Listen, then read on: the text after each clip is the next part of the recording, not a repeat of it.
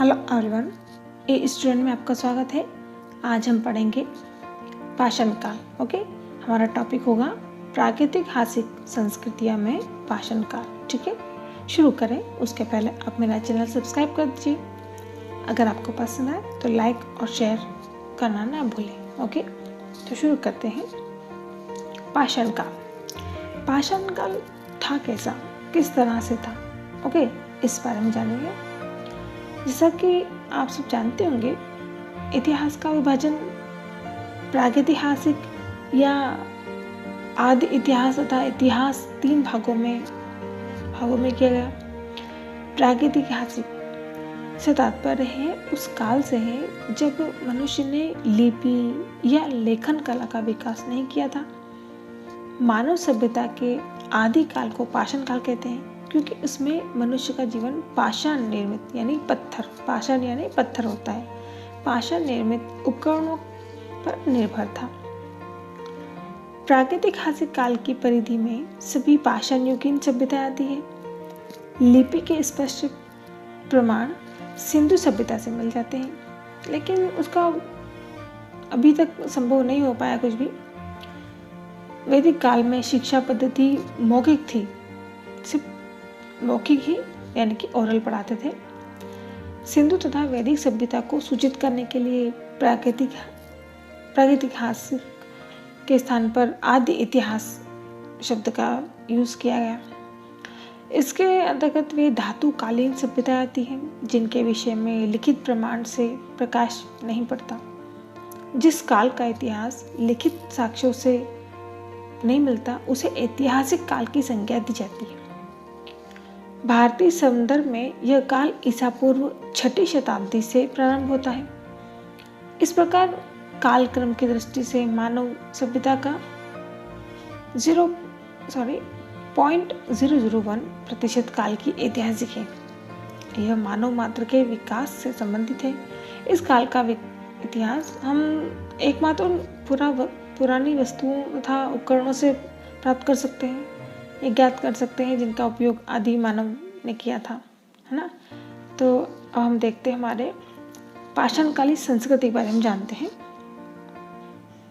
भारत में पाषाणकालीन सभ्यता का अनुसंधान सबसे पहले 1863 में प्रारंभ हुआ, जबकि भारतीय पुरातत्व सर्वेक्षण विभाग के जो विद्वान थे जिनका नाम रॉबर्ट ब्रूस वुड ने मद्रास के पास स्थित एक स्थान था जिसका नाम है पल्लवरम, इस स्थान से पूर्व पाषाण काल का एक पाषाणोपकरण यानी पत्थर का एक उपकरण ये प्राप्त किया।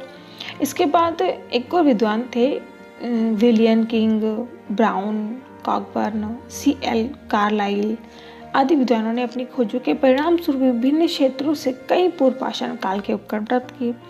सबसे पहले अनुसंधान 1935 में डी टेरा तथा पीटरसन द्वारा किया गया। इन दोनों विद्वानों ने जो दोनों विद्वान थे उन दोनों विद्वानों के डायरेक्शन पर यल कैब्रिज अभियान दल ने शिवालिक पहाड़ियों की तलहटी से बसे हुए पोद्वार के पठारी भाग का व्यापक सर्वेक्षण किया। इन अनुसंधानों से भारत की पूर्व पाषाण कालीन सभ्यता के विषय में हमारी जानकारी बढ़ी। विद्वानों का विचार है कि पृथ्वी पर आदि मानव के अवशेष सबसे पहले प्राचीनतम प्राचीनतम काल में मिलते हैं, जिसकी संभावित तिथि आज से लगभग 5 लाख वर्ष पूर्व मानी जाती है। यही मानव विकास का युग भी कहा जाता है। भारत में जीवाश्म भारत में अभी तक नहीं मिले थे, लेकिन हाल ही में गुजरात के काम्बे खाड़ी में 9,500 वर्ष पूर्व की अब तक की सबसे प्राचीन सभ्यता को खोज निकालने का दावा राष्ट्रीय महासागर प्रौद्योगिकी विभाग NIOT के अनुसंधानकर्ताओं ने किया है। वर्तमान समुद्र के जल स्तर से 20 से 40 फीट की गहराई में मिली सामग्रियां हड़प्पा के पहले की सभ्यता का संकेत देती है। डॉक्टर हर्षगुप्त के अनुसार यहाँ नूतन काल में मनुष्य निवास करता था, जिसकी प्राचीनता ईसा पूर्व 10,000 तक जाती है। यहाँ के यहाँ के निवासी मिट्टी तथा भूसे से निर्मित ईंटों की सहायता से अपना घर बनाते थे। जीवन शैली विकसित थी, मनुष्य समूह बनाकर रहने लगा था। गृह निर्माण में प्रयुक्त सामग्रियां तथा कई कलाकृतियां खोज निकाली गई थी। धारदार तथा छेद वाले पत्थर तथा मणियों जैसी प्रस्तर कलाकृतियां मिली हैं, जो तकनीकी कौशल को प्रदर्शित करती है। साथ साथ मर्तबान के टुकड़े, जानवरों की हड्डियां, मनुष्य के दांत आदि भी समुद्र तल पर गड़े हुए मिले हैं। इससे स्पष्ट है कि भारत में भी प्राचीनतम मानव सभ्यता के अवशेष विद्यमान थे। पाषाण काल, कांस्य काल, लौह काल। 1836 में एक व्यक्ति थे जिनका नाम था टॉम सेन। इन्होंने इसी का अनुकरण किया। किसका? पाषाण काल, कांस्य काल और लौह काल का। फ्रांसीसी विद्वान सर जॉन लुबक, जो भारत में लॉर्ड एवेवरी नाम से जाने गए हैं, उन्होंने पाषाण काल का विभाजन पूर्व पाषाण तथा नव पाषाण में किया, जो पाषाण उपकरणों के प्रारूप एवं तकनीक के आधार पर किया गया था। कुछ समय बाद यह अनुभव किया गया कि नव पाषाण मनुष्य के सांस्कृतिक इतिहास के अपेक्षाकृत नूतन भूतकाल का प्रतिनिधित्व करता है। इसी कारण पूर्व पाषाण काल के विस्तृत अवधि के पूर्व विभाजन की आवश्यकता प्रतीत हुई है। 1870 के दशक में इसका विभाजन प्रारंभिक पूर्व पाषाण, मध्य पाषाण और पूर्व पाषाण एवं उच्च पूर्व पाषाण इन तीनों कालों में किया। यह विभाजन विभिन्न पाषाण उद्योगों के अनुसार चलने वाले प्राणी समूह में परिवर्तन को दृष्टि में रखकर किया गया था। विभाजन ही सभ्यता विश्व प्रागैतिहासिक के संदर्भ में स्वीकृत है। 1961 में प्रथम एशियाटिक पुरातत्व सम्मेलन दिल्ली में आयोजित किया गया, जिसमें यह मत दिया गया कि भारत तथा अफ्रीका के पाषाण काल में अधिक निकटता है।